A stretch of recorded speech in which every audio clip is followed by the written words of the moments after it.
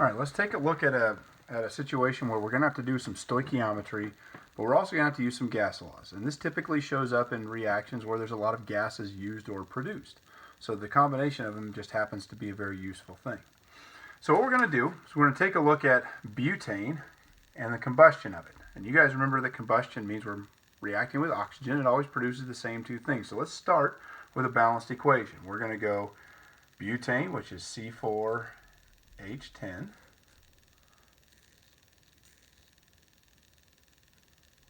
We're going to add oxygen gas. You guys know that is O2. And then these always produce the same thing. We're going to get carbon dioxide and water vapor. Okay, but all of this is a gaseous reaction. Okay, this is a reaction where everything is pretty much at these conditions going to be a gas when they react or are produced. So we got to balance this, and this is one of those ones. You guys have been through this many times. I'm just going to put some of the numbers in. Okay, this one I actually have to double the fuel. If I go through it, it works out that way. It's going to become a 2, a 13, an 8, and a 10. Okay, now reread the question. So I've given you a couple of homework problems on this, and most of the issues come from sort of making assumptions and not really reading carefully what we're looking for.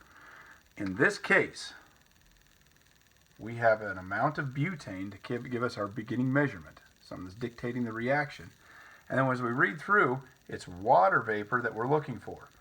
So at this stage, I am going to go, all right, I care about water vapor at the end, and I'm starting with butane at the beginning, and I don't want to accidentally pay attention to carbon dioxide or oxygen in this particular situation. So read each situation as though it's a different one. Don't make assumptions here. Now, we're going to jump in and do some stoichiometry. And you guys have done this many times before, but this one ends a little different just because of what we have to work with. I'm going to take 100 grams of butane, C4H10, and I'm going to first turn that into moles. Okay. But I'm not going to stop there, because if I just stop at moles of butane, I haven't really figured out what it makes. Okay, I'm looking for this. I'm looking for water vapor here. So I'm going to turn this to moles of water vapor. Okay, and usually we used to do this stoichiometry where we go one more step and turn that into grams, but we're going to stop here because grams are a lot less useful with gases. Gases, we typically measure how much space they take up rather than their weight. It's just something that tends to be more useful in terms of physically, like containing it and transporting it and things like that. So I'm going to go through and plug things in now. I've basically made all the decisions. I'm turning grams to moles, and then I'm turning it to moles of water vapor, so it's no longer representing butane. After this point, there's really no decisions to make. It's just filling in the blanks. Grams of butane goes down here. Moles of butane goes down there. Remember, the whole purpose is so that these units will cancel out, and we're going to be left with moles of water as what our number represents. Now, this conversion factor, this represents the molar mass. 1 mole of butane, look at the periodic table, that's 12 times 4. Okay, this is 1 times 10. That's just the atomic masses from the periodic table, gives you the molar mass of butane. When I add those up, I'm going to end up getting 58 grams for every 1 mole. Okay, it's always 1 mole when we look at the periodic table. That's what it shows us. Okay, now over here, I've got to go back and look at the balanced equation and make sure we're looking at the right things. This is 10 moles of water produced from 2 moles of butane. So it's a 10 to 2 ratio. And yes, you could convert that to 5 to 1. You could make that a simplified fraction. That's totally fine. Okay, but you don't have to. Either way, whatever you're comfortable with.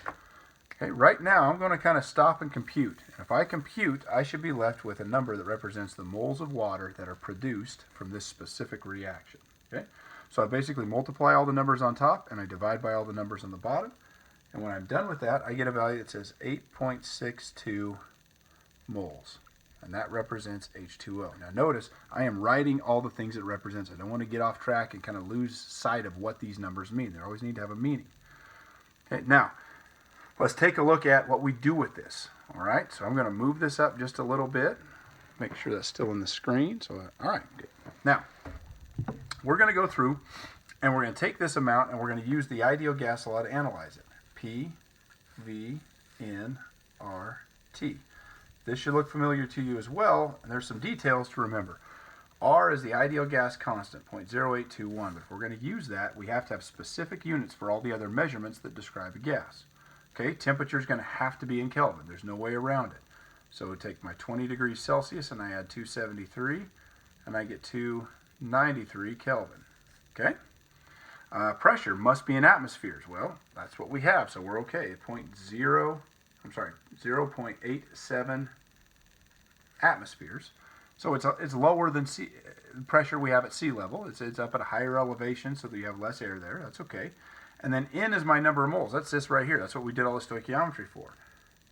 8.62 moles.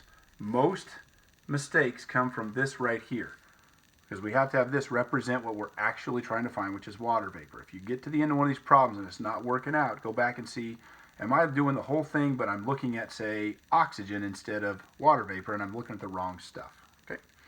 So at this point, we have everything but volume. And if we put all these numbers in with the correct units, this should end up in liters.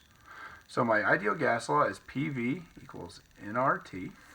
But I would like to solve that for V. So I'm going to move P over to the other side with division. And there's my formula. Volume is nRT over P. So I'm going to take this. I'm going to plug in those numbers. And I'm going to put the units in there. I know I've already got them in the correct units. I'm just going to go ahead and plug the numbers in. So I got N is 8.62. R is 0.0821. And T is 293. Okay, I put my pressure on the bottom, which is 0.87. And when I compute that, I'm going to get the amount of oxygen, or I'm sorry, the water vapor that's produced here is around 238 liters. And it might seem like a big number, but 100 grams of butane, that's a couple moles. Okay, it looks like that's a couple moles.